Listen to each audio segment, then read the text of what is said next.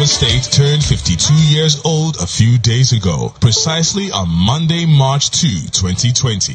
Professor Benedict Ayade is thus counted among the crew of the not-too-young-to-rule leaders that the country proudly parades today. This avid academic turned politician took the oath of office as the governor of Cross River State on May 29, 2015, having successfully prosecuted a grueling electioneering on the platform of the People's Democratic Party, PDP. This was after he had proved his leadership prowess and representative leadership quality to the people of his constituency at the upper chamber of the National Assembly, the 7th Senate of the Federal Republic of Nigeria. In the 2019 gubernatorial elections, this brilliant mind was re-elected as the governor of Cross River State, a testimonial testament of his sterling performance in office during his first tenure. The cocoa processing plant, the cotton factory, the banana factory, completed the monorail seed center and research center, power plant, Ikom Obudu water project. Cross River State government under Ayade has employed thousands of Cross Riverians within few months of the start of his administration and has sustained that ever since. This is made possible with your massive industrialization of Cross River State. It is on this basis that the management and board of the Independent Newspapers Limited honor you with the Governor of the Year Agro-Industrial Development Award. Governor Ayade. His Excellency, the Digital Governor. The Digital Governor from Cross River State, His Excellency, Governor Ben Ayade. Please put your hands together for him. And of course, joining His Excellency here tonight, Honorable Effiong Ekpo, Special Advisor. We also have Dr. Mrs. Geshon Bassi, wife of Senator representing Cross River Southern Senatorial District. Ladies and gentlemen, the Digital Governor, Cross River State, Governor Ben Ayade.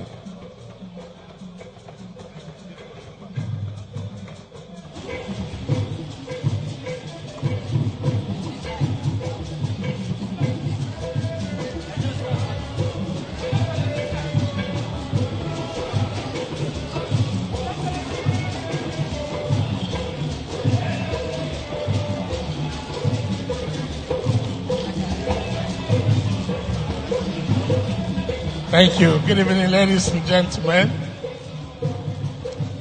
I am particularly happy to be here this evening because we are all gathered here. I'm sure you would have had your lunch or your dinner to be here. And so we start with agriculture. So I'm happy that I'm the Agro-Industrial Governor of the Year. But I want to ask myself, we actually deserve this award. Is it really worth it? Can I agree with my moral conscience that I've actually served in a way and a manner that I deserve to stand before Nigeria to pride myself as an awardee? Perhaps I feel a sense of frustration and failure that, given the situation and circumstance of our time, I doubt if I actually deserve this. Particularly when you look at it against the statistics of this country. Today, the total unemployment rate as at 2020 stands at 33%. It is even more cataclysmic when you synthesize this down to the youth. Youth unemployment stands at 54%. That is on the way of the Babylon already. An absolute disaster waiting to occur. And so as we sit in our various positions in high authority, focusing on our growth processes, without recognizing that the primary essence of being is the welfare of your citizens. Therefore, if you don't put food on the table, if you concentrate on infrastructures, projects that don't have a direct bearing on the welfare of your citizens, you will definitely have the kind of social deviance that we have today. Kidnapping and armed robbery taking full course of the day. And that's why, in my own infinite thought, I just thought it was wise, as a professor, a lawyer, a senator, who's got a long-standing exposure in the oil and gas industry, to focus on those things that can recalibrate the social tension and create an economy and create a prosperity agenda that would allow Nigeria to become indeed the leading giant, as it were.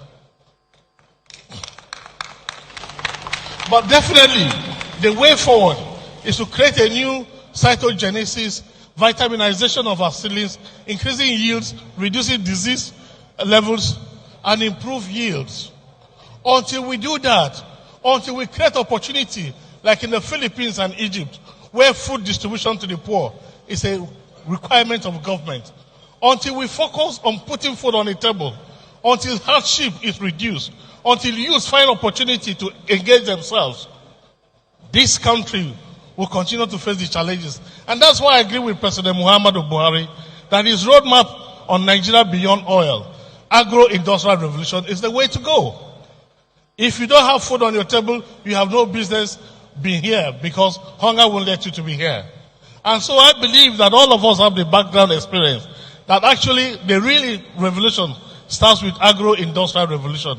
And that's the first step to take for any nation as a developing nation, and I want to see tomorrow.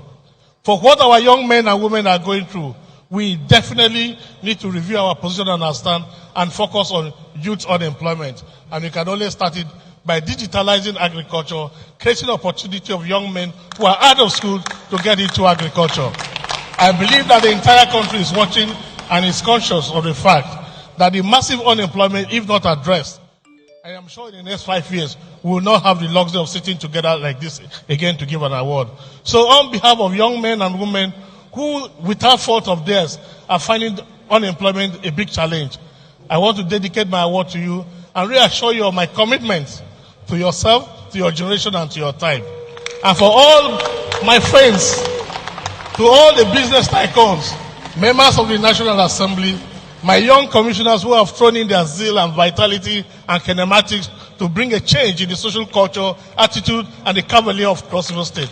I'd like to thank you for coming here to celebrate with me with this award. I'd like to thank you, and God bless. Thank you.